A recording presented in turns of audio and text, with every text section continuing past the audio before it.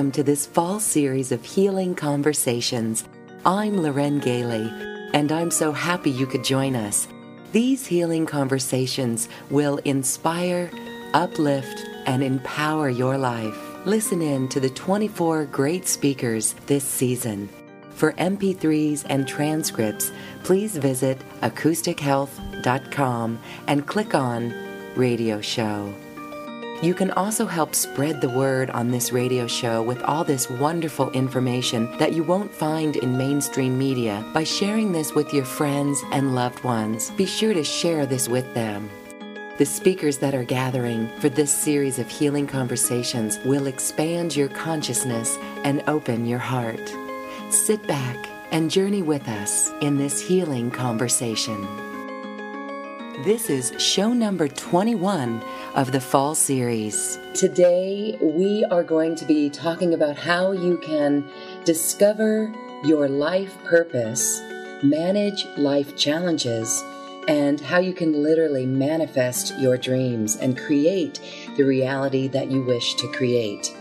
My guest today is Randy Monk, and he is a teacher of metaphysics and spiritual topics. And he's been working alongside Rana Herman, who we've heard on Healing Conversations. He is the author of Life Mastery Tools for the Age of Ascension. And he's also the co-author of Becoming an Alpha Master. That's an audio program that he did with Rana Herman. So today we're going to hear from Randy, and he's going to share with us all of his amazing techniques and stories. Thank you, Randy, for joining Healing Conversations. Well, you're quite welcome, Lauren. It's my pleasure to be here. Before we start, can you share with us your own personal awakening? Wow, that's interesting that you asked that question. I was semi-awake, I would say, and then in 1997, a friend of mine. Well, before I'll get into that, I was studying Tai Chi, and when I was studying this Tai Chi with a man who liked to use the Tai Chi for healing, for self-healing, and I thought, geez, how wonderful it would be if I could use that energy, this same kind of energy, to heal other people. And it's interesting how that after I had that thought, I don't know, maybe a few days or a few weeks later, I'm having dinner with this friend of mine, and she says, "Randy, I'm a Reiki master now." And I said, "Well, what's Reiki?" And she said, "Well, it uses energy to heal people that flows through you." And I thought, well, that's kind of interesting. I just had that thought not that long ago, and so I took this. And a lot of Reiki practitioners out there might not agree with this approach, but I didn't have any idea what I was doing at the time. So she said, well, my Reiki master's coming into town, and she's going to give an intensive over the weekend and take us through all three levels. And I know some people don't agree with that system. They think it should be done in long segments between each level, but other people out there believe in intensives, and so I'm just telling you the way I approached it. I mean, I didn't know what I was even doing at the time, but I went to this weekend intensive, and it was a major shift that took place in my life at that time. And I was married at the time, and my wife kept going on the same path, and I took an abrupt turn in a whole different direction, and that was a major shift for me, I would say, at that point. And it was about that same friend, during that same period of time, mentioned the Weizak celebrations that were taking place, or this one in particular, actually, for that year, it was taking place up at Mount Shasta. And so I went to that Weizak celebration, and that was the first time I saw Rana Herman channel Archangel Michael. And there were probably, there usually were about 1,000 people, 900 and some to 1,000 people at those events in those days. So that was the start of a lot of things in my life.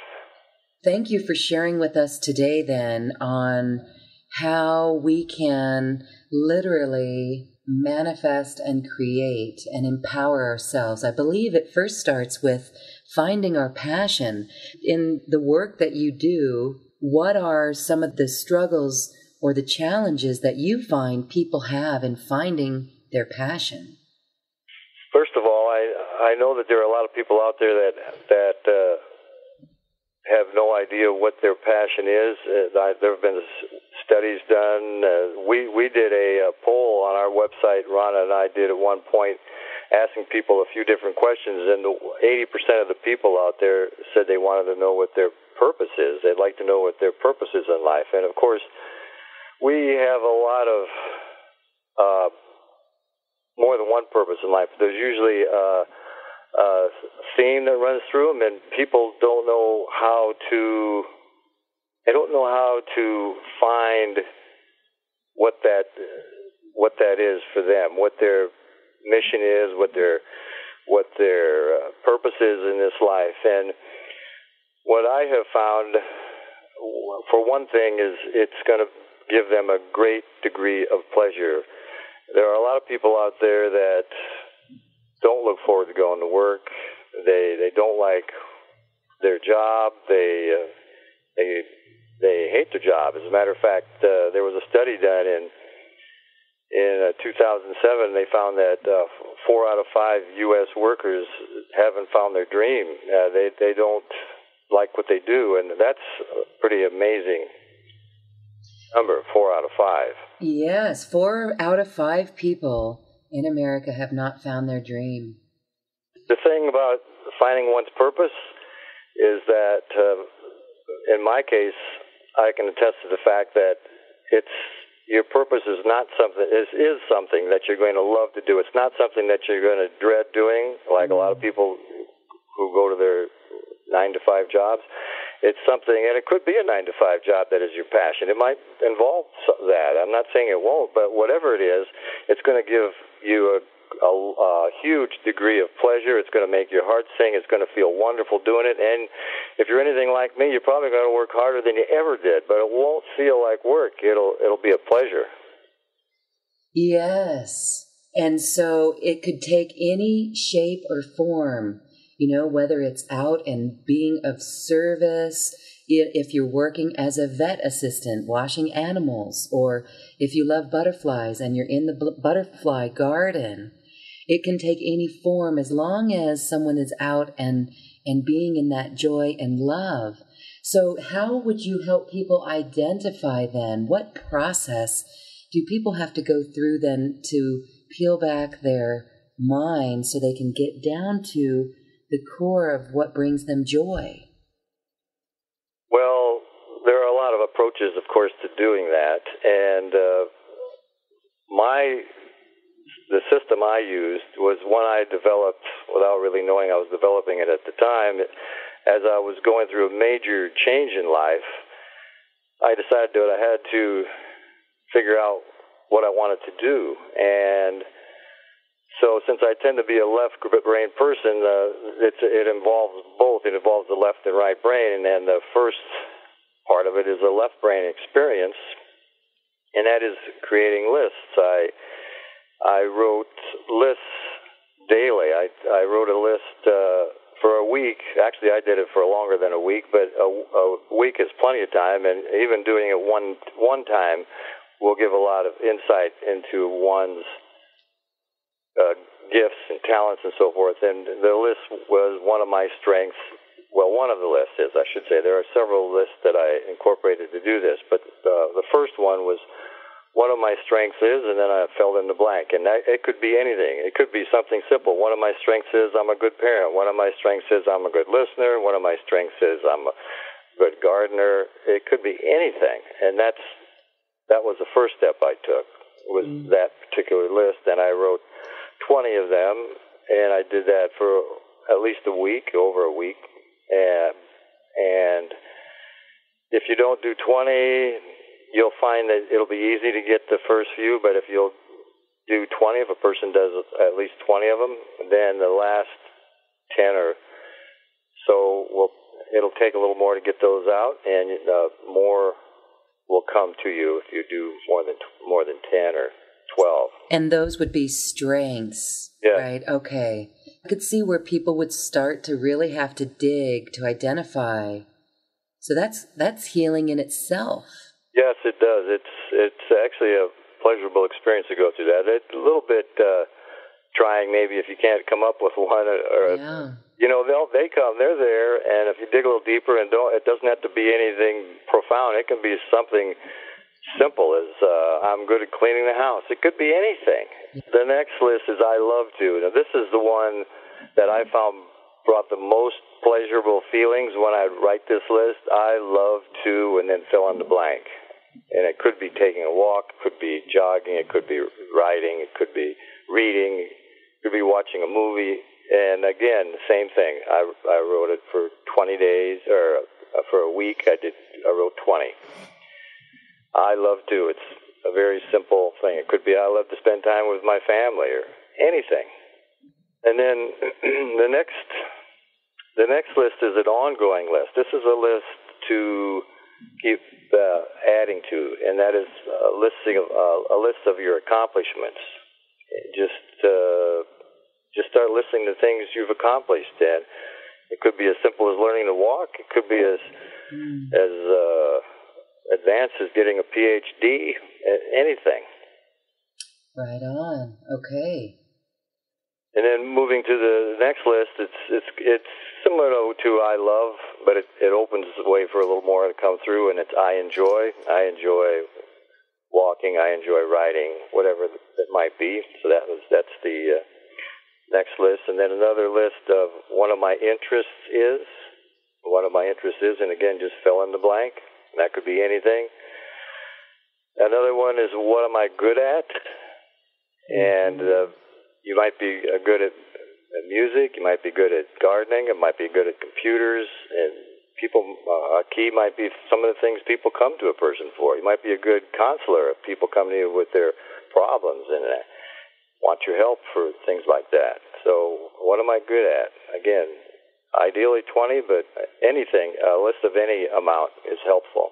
And then the next list is an ongoing list as well, and it's I've always wanted to. And it doesn't have to necessarily be something you've always wanted to do. It could be something you decided that you want to do yesterday. But it's an ongoing list of I've always wanted to. And these are keys to our passions in life and things that will bring us pleasure. And these lists bring those things out because that's where our purpose lies, and something that gives us pleasure. And maybe you've always wanted to travel, and you're here to organize tours or something like that. There's so many possibilities. Now, the next list is one that I find to be one of the most important, and that is life challenges, listing life challenges that we've overcome and life challenges that we're still working on. And the thing here is that many times our challenges are, of course, they're always our best teachers. They teach us a lot, and they bring forth a lot of wisdom.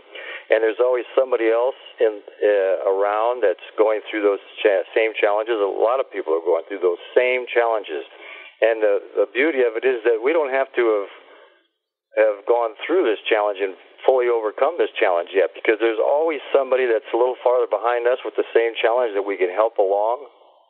And it's a beautiful way to be of service to people on the planet, to help with the same challenges we're working on, because true wisdom comes from experiences like that, and that's where we can help others who are behind us. Mm-hmm. And another one is clues from the past. There are a lot of clues in our past, and if we look back, we'll start looking at, we'll notice things that are pointing to our passion in life, our purpose. And I'll give you a couple of examples for me personally. One of them was a simple thing. Years ago, I was in a gift shop. I was on a trip visiting some relatives in, I think it was Washington at the time, or Oregon. I think we were in Oregon at the time. We were in this gift shop, and there was a basket of stones there. And I picked up the stone, and turned it over, and on the back it said teacher. And of that, by the way, my purpose is to be a teacher. And one of the other things, as I look back at my past, I thought, geez, it's interesting. When I learned Reiki, I wanted to teach my friends. Oh, this is what I learned. If I learned some other healing modality, I'd always want to teach somebody. I learned this, I learned that. Let me show you how to do it. And I loved sharing what I learned, and those are only a couple of many instances as I look back that were pointing to being a teacher. And it can be very enlightening to look back at our life and write down things of that nature and keep track of some of those things. And the funny part about it was some of those, one of the things pointing to be a teacher was a workshop I did, an intensive actually, with Ronna Herman and a man by the name of Mark Starmer. And one of the things that we had at the end of that, Mark gave us a message from Archangel Michael, and he said, Randy, your message is the shortest. And I thought, oh, I wonder what this is going to be. And he said, your agreement is very clear, or your contract is very clear. It might have been one of those, something like that. And I thought, well, what the heck is that supposed to mean? So later I asked him, and he said, well, you're a teacher. You've come here to teach. And I'd forgotten about it. But then when I started looking back at my past, I thought, geez, how obvious can it be? It was so obvious that I kept getting all these messages, and I didn't notice them. For the entire conversation, visit acoustichealth.com and click on Radio Show and register for the 24-show series of healing conversations. I now leave you with music from the universe, literally created by the universe, as musical composer Phil Windsor assigned musical notes to mathematical equations, and the result is this beautiful music. Visit acoustichealth.com.